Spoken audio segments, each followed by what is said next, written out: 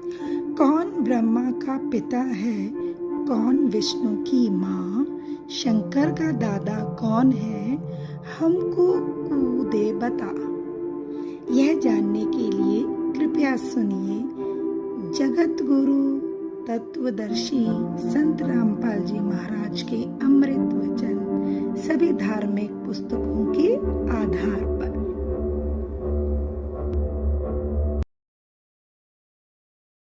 सत कबीर की दया, अत आदरणीय गरीबदास साहिब जी की अमृतवाणी मंगलाचरण।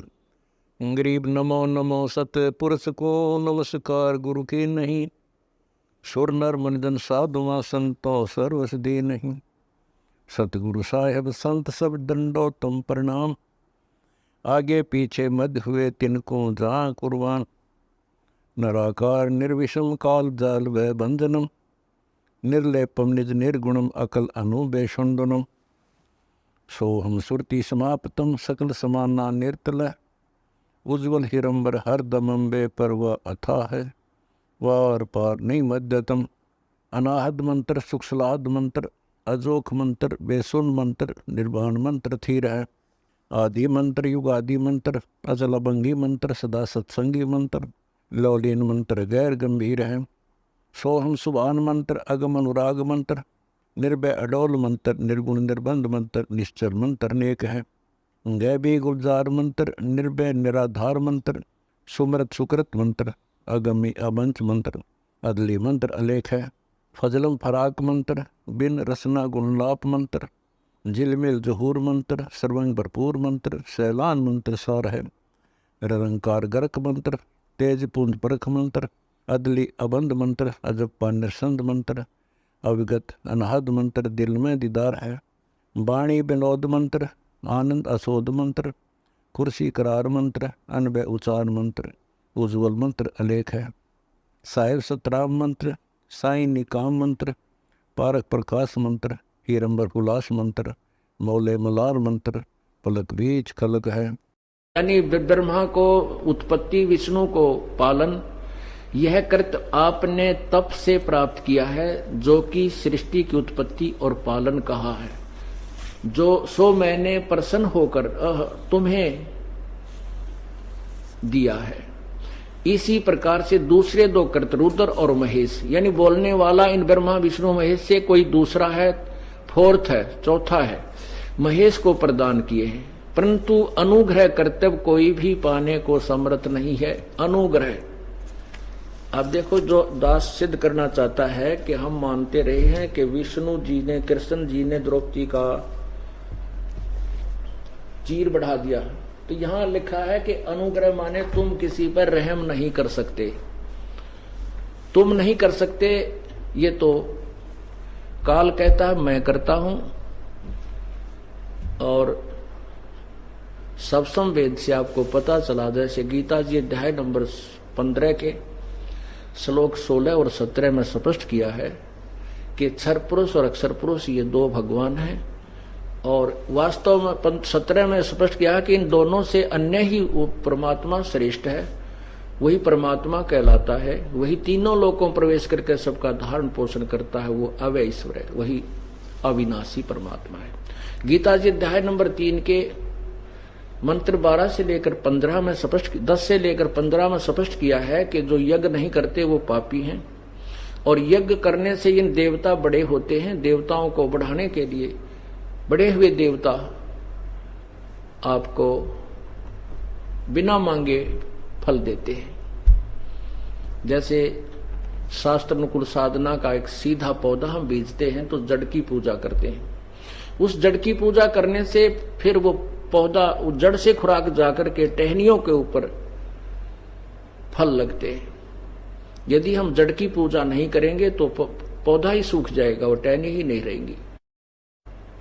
गीता जी अध्याय नंबर 3 के 14-15 में लिखा है कि सभी प्राणी अन्न से उत्पन्न होते हैं, अन्न वर्षा से होता है, वर्षा यज्ञ से होती है, और यज्ञ शुभ कर्म से होते हैं। कर्म लगाए ब्रह्म ने, ब्रह्म की उत्पत्ति हुई अविनाशी परमात्मा से, और वो अविनाशी, वो परम अक्षर ब्रह्म ही, पूर्ण परमात्मा ही सभी यज्ञों में प्रतिष्ठित है। वही पूजा, उसी को पूर्ण परमात्मा को ही की पूजा करने से सभी यज्ञ सफल होती हैं। कोई भी चीज हम दान करते हैं, दान यज्ञ, धर्म यज्ञ, ज्ञान यज्ञ, दान यज्ञ, जो भी हम या साधना करते हैं उसी परमात्मा के निमित्त करने से वही हमें फल देता है। वो जिस भी इष्ट के हम पुजारी होते हैं उसी का रूप भी बना सकता है, उसी गुरु के रूप में भी आकर के वही पूर्ण परमात्मा हमें फल देता है। तो यहाँ क्या कहना चाहता है ये दास कि द्रौपदी जी के पूर्व जन्म का कोई पुण्य नहीं था, उसके ऊपर ये आपत्ति आनी थी। और हम कबीर परमात्मा की आत्मा है। काल भगवान ने हमारे सुख, हमारे लिए कोई लेना देना नहीं है। हम चाहे दुख पावें, चाहे हम नरक में जावें, उसने तो हमारे से अपना उल्लू सीधा करना है। और हमारे जो पिताजी, हमारे पिता हैं, उन्हीं की आत्मा को ठेस पहुंचती है कि मेरी ये प्यारी आत्मा आगे जाकर के कैसे कष्ट पाएगी, कैसे दुख होगी, इसको कहाँ कैसे सुख दिया जा सकता है। अब जो भी आज देव बना है, ब्रह्मा विष्णु महेश बना है, या कोई अन्य राष्ट्रपति बना है, प्रधानमंत्री, ये पहले कभी ना कभी किसी समय में परमात्मा कबीर प्रभु की शरण में आए हुए थे। उन्होंने उन्हीं के बताए अनुसार विधिवत कुछ साधनाएं कुछ समय की हुई हैं, जो अब सच साधना पर नहीं लग रहे हैं, तो अपने पूर्व जन्म के पुण्यों को नष्ट कर रहे हैं। तो ऐसे ही परमात्मा को फिर उस आत्मा जो कभी परमात्मा से संबंधित रही है किसी भी युग में, कहते हैं, परमात्मा कह रहे हैं कि जो जन मेरी शरण है ताका हूं मैं दास, और गेल गेल लाग्या फिरूं जब तक धरती आकाश। उसी विधान अनुसार परमात्मा इस द्रौपदी के पीछे पीछे था। तो ये देवी का अवतार थी, दुर्गा का अवतार। अवतार का अर्थ ये नहीं होता कि वो स्वयं ही होती है, क्योंकि वो अपने वहां से, अपने शरीर से उसके पास एक पावर है, अपनी सबद सिद्धि से वो अन्य आत्मा प्रकट करके और भेज देती है। तो ये द्रौपदी वाली आत्मा परमात्मा की शरण में रही थी, जिस कारण से प्रभु को मालूम था कि इसके ऊपर आपत्ति आएंगी। इनकी हिस्ट्री, इसके जीवन हिस्ट्री में ऐसा लिखा है। तो प्रभु ने स्वयं ही लीला की। द्रौपदी स्नान करने के लिए जब ये अनमैरिड थी, अपने पिता द्रौपद राजा के घर पे थी, स्नान कर, जब ये युवा हुई, शादी से पूर्व ये स्नान करने के लिए गंगा पर जा रही थी। गंगा के दरिया के ऊपर एक लड़कियों के नहाने का एक स्थान बना रखा था, जिसको लेडीज घाट बोलते हैं, जनाना घाट। तो वहां अपनी सैकड़ों सहेलियों के साथ प्रतिदिन द्रौपदी स्नान करने जाया करती थी। एक दिन सुबह सुबह ये पहुंची तो वहां एक अंधा महात्मा, एक सूरदास, केवल एक लंगोट से उसके तन पर था, दूसरा कोई वस्त्र उसके पास नहीं था। वो स्नान कर रहा था गंगा में।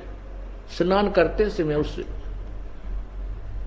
भक्त की, उस संत की वो कौपीन जो लंगोट बांध रखा था, वो उसकी वो डोरी टूट जाने से जल में बह गई, वो निवस्त्र हो गया। उधर से लड़कियों की आवाज सुनाई दी, क्योंकि लड़कियां जा रही थी, बोलती बतलाती, कोई चर्चा कर रही थी। सैकड़ों लड़कियों की आवाज दूर से सुनाई देती है, तो और गहरे जल में चला गया। वो छाती के यहां तक जल में चला गया और ऐसे हाथ मारने लगा जैसे कोई खोई हुई वस्तु को ढूंढ रहा हो। द्रौपदी ने जाकर देखा कि सामने दरिया में एक साधु स्नान कर रहा है। पुण्यात्मा जो होती हैं वो संत भगत को देखकर बड़ी प्रसन्न होती हैं, चाहे वो राजा है चाहे रंक है। अब द्रौपदी ने सोचा कि ये साधु स्नान कर रहा है, हम भी स्नान कर लेते हैं। स्नान करने के उपरांत साधु के पास बैठेंगे, भगवान की चर्चा इनके मुखारविंद से सुनेंगे, आशीर्वाद प्राप्त करेंगे। इस दृष्टिकोण से द्रौपदी स्नान करने लग गई। स्नान करने के बाद जब उसने देखा कि साधु तो अब भी जल से बाहर नहीं आया है, दरिया में खड़ा है, लेकिन नहा नहीं रहा, ये तो कुछ ढूंढ रहा है। द्रौपदी ने अपने विचारधारा से सोचा कि महात्मा के पास बाहर भी कोई वस्त्र नजर नहीं आ रहा, और द्रौपदी ने अपने ध्यान पूर्वक देखा तो देखा कि महात्मा निवस्त्र और लज्जा के मारे बाहर नहीं आ रहा है। तो लड़की ने इसको साधु संत और पूर्व जन्म के संस्कार बताए जाते हैं, जो आओ देखता ना ताओ देखता, और अपने समर्पण करते समय, दान करते समय अग्रम मग्रम नहीं होती। तो उसने क्या देखा कि कोई वस्त्र उस लड़की के पास नहीं था, साड़ी थी, एक नहाकर पहनने के लिए ले गई थी, एक वो पहन रखी थी। तो उसने अपनी साड़ी जो बांधने के लिए नहाने के बाद लेकर गई थी, उसी में से एक गट यानी 8-9 इंच एक बिलांत का कपड़ा ऐसे फाड़ा और जल में बहा दिया। वो साधु क्योंकि उसको दिखाई नहीं दे रहा था, उसके साथ से दूर से निकल गया, महात्मा के हाथ नहीं लगा। ऐसे उस लड़की ने 7-8 बार कपड़ा फाड़ा और उसमें फाड़ फाड़ के पानी में डालती रही। अब साधु के हाथ नहीं लगा और आधे से ज्यादा साड़ी जो है लड़की ने फाड़ करके जल में डाल दी। तो उसने सोचा कि ये ऐसे बात नहीं बनेगी, महात्मा नेत्रहीन है। तो उसने एक लंबी लकड़ी ढूंढी जंगल तक और उसके ऊपर फिर एक बिलात और 8-9 इंच का टुकड़ा फाड़ कर उसके लपेटा देकर और लंबी लाठी करके महात्मा के जो हाथ लगा रहा था, ऐसे ऐसे कर रहा था, उसके आगे कर दी।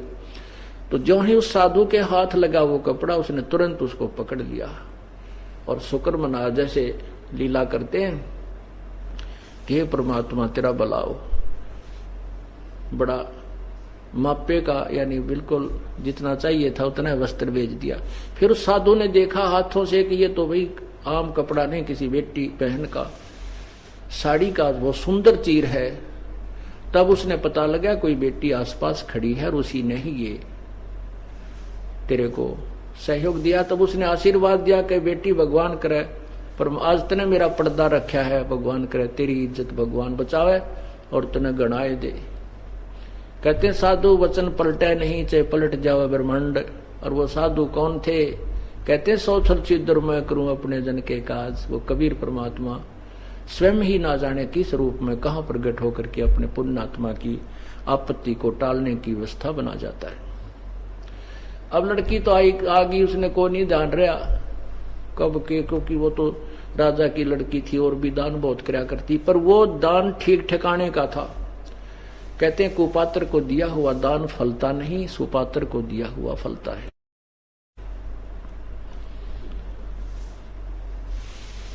तो वो फिर क्या होता जब लड़की का ब्याह, द्रौपदी का ब्याह हो गया और फिर जुए में वो 5 पांडव द्रौपदी को भी हार जाते हैं।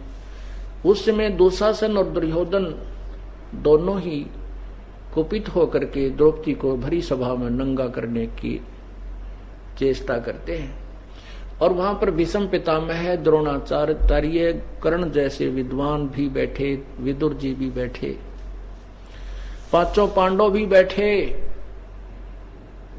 और दुर्योधन की तो सैकड़ों की सेना बैठी थी। अब द्रौपदी को पकड़कर जब लाने लगे महल से, तो बांदी ने कहा कि द्रौपदी आपको जुए में हार चुके हैं पांडव, और आज दुर्योधन तुझे नंगा करेगा सभा में। और वहां भीष्म पितामह, द्रोणाचार्य, कर्ण जी और सब बैठे हैं, तेरी बेइज्जती करेंगे। द्रौपदी ने कहा कि बावली ऐसे कभी हो सकता है जहां भीष्म पितामह जैसे महापुरुष बैठे, ऐसा आज तक कहीं हुआ है? ऐसा सभा में ऐसा हुआ हो? है क्यों झूठ बोलती है, चुप रहे। इतने में दुशासन चला गया और उसके केस पकड़ के, बाढ़ जो खुले छोड़ रखे वो पकड़ के केस और बाहर घसीट के ले आया। सभा में देखा कि 5 पांडव बैठे हैं और द्रौपदी ने उनकी तरफ याचना करनी चाहिए रक्षा के लिए, लेकिन 5 ने नीची गर्दन कर ली, क्योंकि वो हार चुके थे, बंध चुके थे जुबान से, मर्यादा से। फिर उसने भीष्म पितामह, द्रोणाचार्य और कर्ण से पुकार की कि मेरी रक्षा करो। उन तीनों ने भी कुछ भी जवाब नहीं दिया। विदुर खड़ा हुआ, विदुर ने कहा अरे नालायकों क्या कर रहे हो तुम, अपनी इज्जत आप ही उतार रहे हो, पांडव और कौरवों की इज्जत में कोई तुम अंतर समझते हो? कहते हैं दुशासन ने अपने चाचा विदुर को थप्पड़ मारा और वो वहां से निकल गया। पुण्यात्माओं, ये कुछ इन कहानियों कथाओं से हमें बहुत कुछ शिक्षा ग्रहण करनी होती है और उसके बाद फिर उन पर हमने अमल करना है। ये बातें कहन सुन की नहीं, ये कर पाड़ने की है। तो उसमें क्या होता है कि द्रौपदी ने देखा कि ये तो सब बंधे हुए हैं, कोई हार गया जीत में, और वो ब्रह्मा, ये क्या नाम, भीष्म पितामह, द्रोणाचार्य और कर्ण, ये दुशासन के दुर्योधन के अन्न खा के उसके पक्ष में उनकी जुबान बंद होगी, क्योंकि उनकी सेवा के वश हो गए। तो परमात्मा कहते बंधे से बंधा मिले वो छूटे कौन उपाय, और कर बंदगी निर्बंध की जो पल में ले छुड़ाए। अब बंधे से बंधा हुआ प्रार्थना करता, जैसे चार आदमी खंभे तो बांध रखे पीछे नाथ, और वो आपस में कहते हैं तू मुझे खोल दे, वो कहे तू मुझे खोल दे। नहीं, जो खुला हुआ व्यक्ति है उससे प्रार्थना करो, वो चारों को सभी को खोल देगा। तो तब द्रौपदी ने देखा कि तो झूठी, मैं समझ रही थी कि मेरे पांचों पांडव धरती तोड़ देंगे अगर मेरे ऊपर हाथ कर दिया किसी ने। यही भ्रम मिटाने के लिए परमात्मा ने ये सब व्यवस्था की। जब तक हम इस सब संसारिक अंगे न छोड़ कर, जब तक हम एक परमात्मा का सहारा नहीं तकते, तब तक वो साथ हमारा नहीं दे पाता। तब द्रौपदी ने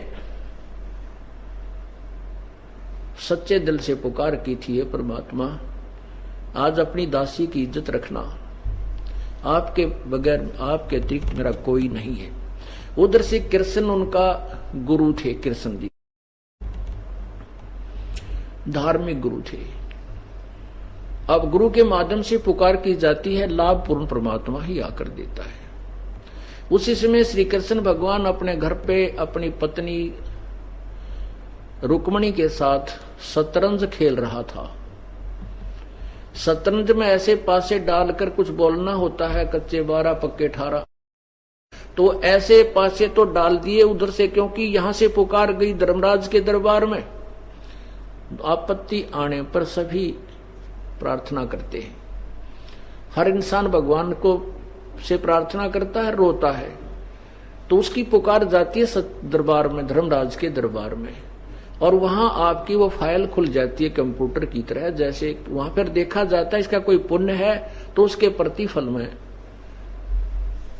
उसको वो पूर्ण परमात्मा आकर के राहत देता है। यदि वहां कोई पुण्य नहीं है तो नहीं कर सकता, वो पुण्य परमात्मा नहीं लाभ देता। तो ऐसे ही जैसे टटीरी की पुकार गई थी, वहां कंप्यूटर में देखा तो उसके पुण्य थे, उस कारण से रक्षा हुई। और बहुत ना जाने की द्रौपदी की पुकार गई तो उसकी रक्षा हुई, और ना जाने कितनी बहन बेटियों की इज्जतें लूटी जाती हैं, कोई पुकार नहीं सुनी जाती, क्योंकि उनके पूर्व जन्म के और इस जन्म के कोई संस्कार शोभन के साथ नहीं है। तो उधर से पुकार वहां पहुंची तो वहां देखा धर्मराज ने कि इसको तो ना जाने कितना दिया जा सकता है, ऐसा पुण्य इस लड़की ने किया हुआ है, उस आत्मा ने।